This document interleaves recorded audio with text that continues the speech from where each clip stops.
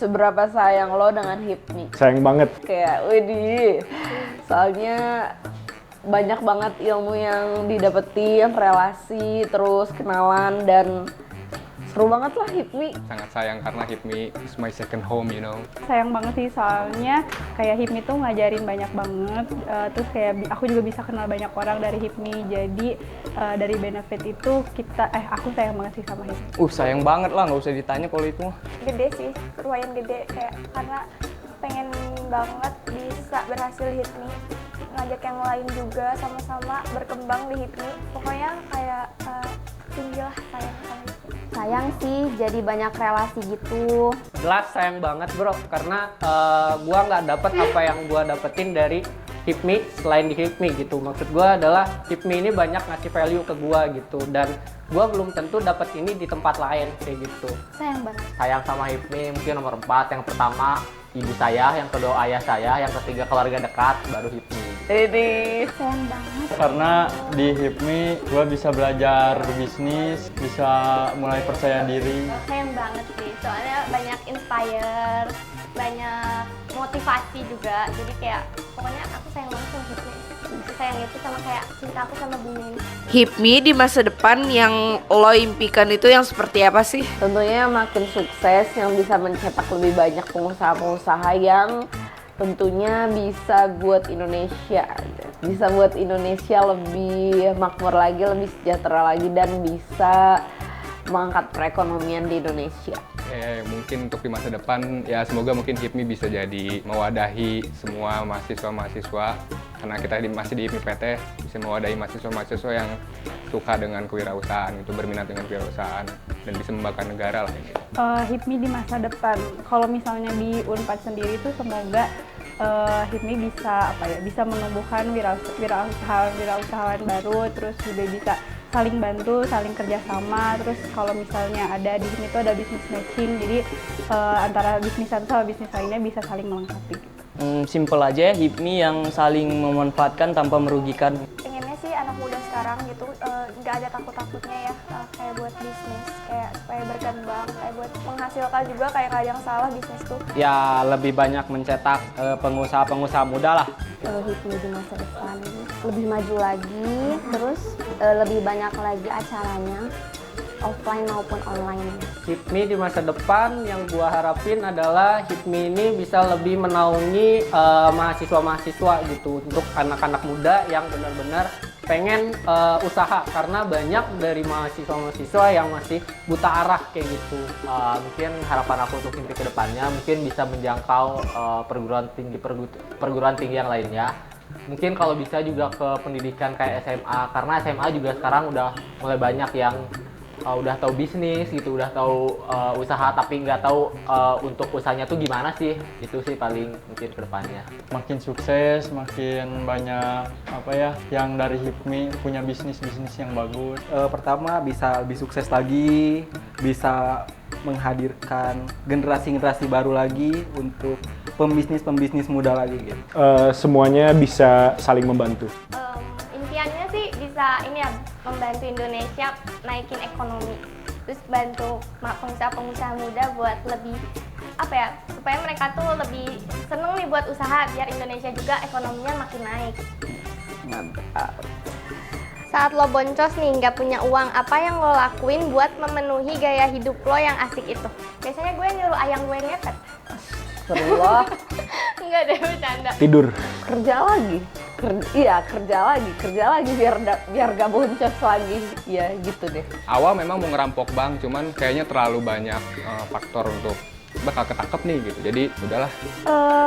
Nabung sih ya, kalau misalnya emang nggak punya uang, kalau misalnya gaya hidup kita tiap hari ngopi atau gimana gitu, terus kayak ya udah berhenti dulu ngopinya atau kayak gimana, terus nabung buat kedepannya bisa gaya hidupnya bisa berlanjut lagi gitu. Ya udahlah, di rumah aja lah.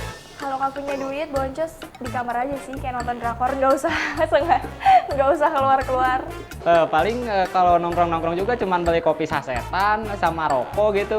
Diem di kamar seharian sambil drakoran sih. Gaya hidup gua it's simple, gua benar-benar apa adanya. Jadi kalau gua boncos ya udah bawa santai aja.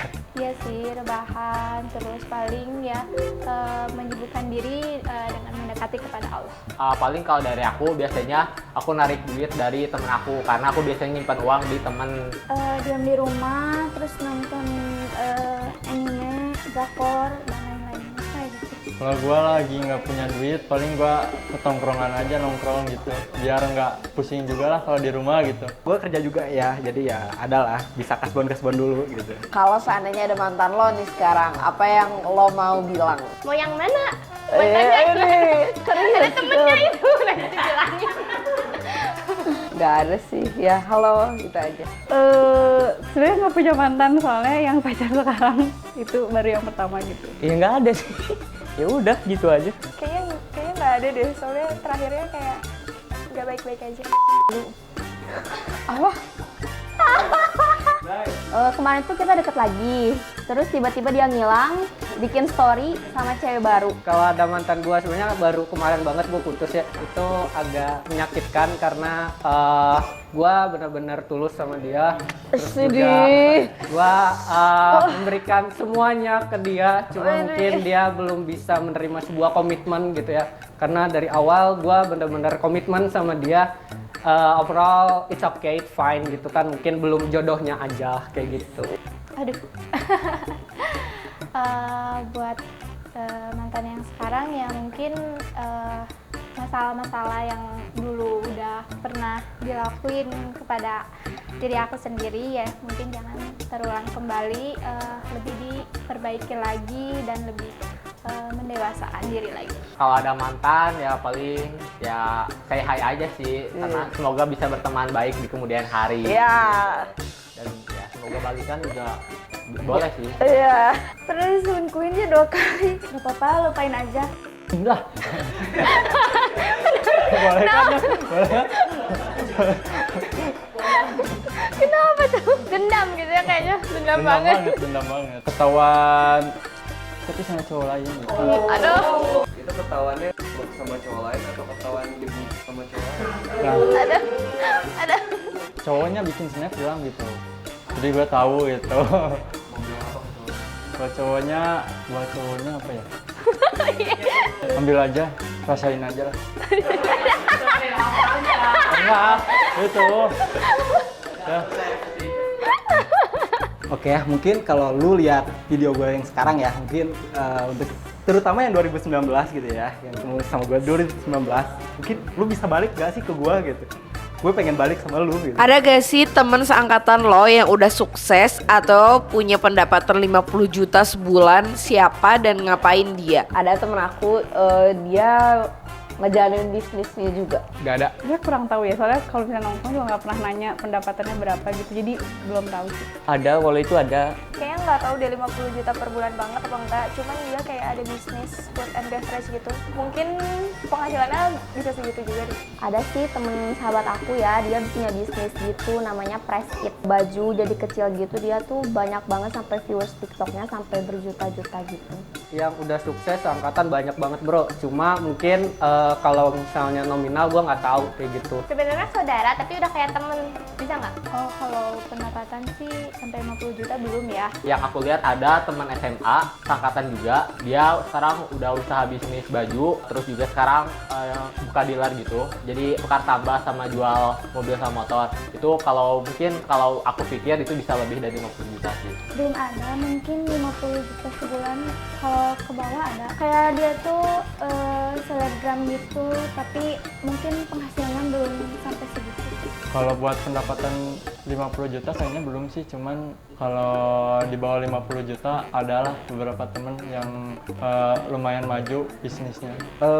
Mungkin belum ada ya kalau untuk sampai 50 juta ya. Kalau untuk 50 juta ke bawah mungkin udah ada. Kalau untuk di Samarinda itu ada yang jual kayu gitu.